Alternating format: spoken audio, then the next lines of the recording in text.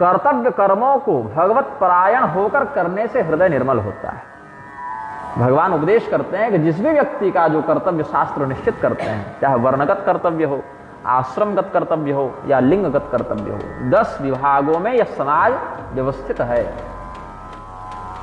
ब्राह्मण, क्षत्रिय, वैश्य, शूद्र, ये 4 वर्ण हो गए। ब्रह्मचारी, गृहस्थी, वानप्रस्थी, सन्यासी, ये 4 आश्रम हो गए। और इनके मध्य स्त्री और पुरुष, ये 2 लिंग हो गए।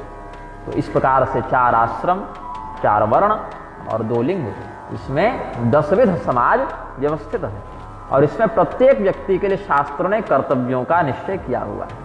इसमें अगर किसी व्यक्ति को अपना कर्तव्य यह लगता है कि गलत है या थोड़ा अशुद्ध लग रहा है, तो भी उसका परित्याग न करे। सहजं कर्म कौन्तेय सदोषम अपि न त्यजेत्, दोषयुक्त प्रतीत होने पर भी।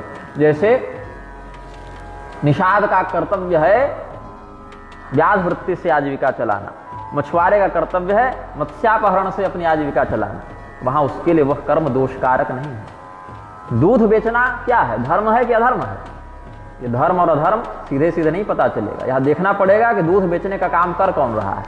तो यदि ब्राह्मण दूध बेचे, दूध का व्यापार करे तो अधर्म है, और ग्वाला करे तो धर्म है ना। अधर्म पंचधा भाति, 5 प्रकार से अधर्म भी दिखता है। विधर्म, परधर्म, आभास, उपमा, छल, ये सब अधर्म के पंचशाखीय प्रारूप भी शास्त्रों में वर्णित है। तो सीधे सीधे किसी काम को कह के नहीं कह सकते वो धर्म है कि अधर्म है। अपनी पत्नी से संतान उत्पन्न करना धर्म है, और पड़ोसन से व्यभिचार है, अधर्म है, जार संतान हो जाएगी, दंडनीय है। तो गर्भाधान रूपी कृत्य धर्म है कि अधर्म है? विधिपूर्वक अधिकृत भार्या में गर्भाधान करना धर्म है, अविधिपूर्वक अनधिकृत तत्व में गर्भाधान करना अधर्म। बाकी प्रक्रिया तो वही है। उसी प्रकार से शास्त्रों ने विधि और निषेध बताए, और प्रत्येक व्यक्ति के कर्तव्य का निश्चय करके जो विधि निषेध का व्याख्यान शास्त्र करते हैं, उसमें निष्ठा रखते हुए ही वह व्यक्ति परम कल्याण को प्राप्त करता है। यहां तक कहते हैं भगवान, स्वकर्मणा तमभ्यर्च्य सिद्धिम विन्दति मानवः। उस परमात्मा की संसिद्धि कैसे होती है? स्वकर्मनिष्ठ व्यक्ति अपने कर्म के माध्यम से ही परमात्मा का सानिध्य प्राप्त कर लेता है। संत रैदास थे, उनकी जो चमड़ा धोने वाली जो कठौती थी, उस कठौती से ही उनको परमात्मा की संसिद्धि हो गई, क्योंकि कर्तव्यनिष्ठ व्यक्ति थे। तो तुलसीदास जी के राम नाम जप में जो प्रभाव है, वो गंगा तट पर बैठकर संध्या गायत्री करके और जो भगवान का चिंतन कर रहे हैं, उससे भी वही परिणाम मिला। जो चमड़ा धोते हुए रैदास ने भगवान का चिंतन कर लिया, वहां उनको वही फल मिला। सदन कसाई को भी वही परमात्मा मिले, और नरसिंह मेहता को भी वही परमात्मा मिले।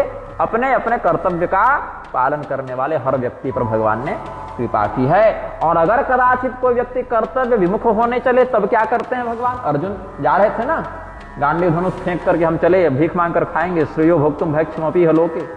भगवान ने कहा नहीं, भीख मांगने का काम तो सुदामा जी कर ही रहे हैं। ये ब्राह्मण का काम है भिक्षाटन करके अपरिग्रह पूर्वक जीवन यापन करना, ये क्षत्रिय का काम थोड़ी है। क्षत्रिय का काम है सुखिनः क्षत्रियाः पार्थ लभन्ते युद्धमिदृशम्। बहुत भाग्यशाली क्षत्रिय को ऐसे धर्म युद्ध में धर्म की रक्षा के लिए शस्त्र उठाने का सौभाग्य मिलता है। तुम्हारा काम ये है। इसीलिए भगवान ने देखा कि यदि कोई भक्त कदाचित कर्तव्य विमुखता में जा भी रहा है, तो उसको तुरंत सदुपदेश के माध्यम से पटरी पर ले आए। ये भगवान का बड़ा सुंदर वरद प्राप्त है भक्तों को। तो इस प्रकार से इसमें कहते हैं कि विधि और निषेध का पालन। श्रुति स्मृति ममय वाग्ये, भगवान कहते हैं कि वेद, स्मृति और श्रुति सम्मत पुराण, आगम इत्यादि हमारी आज्ञा है।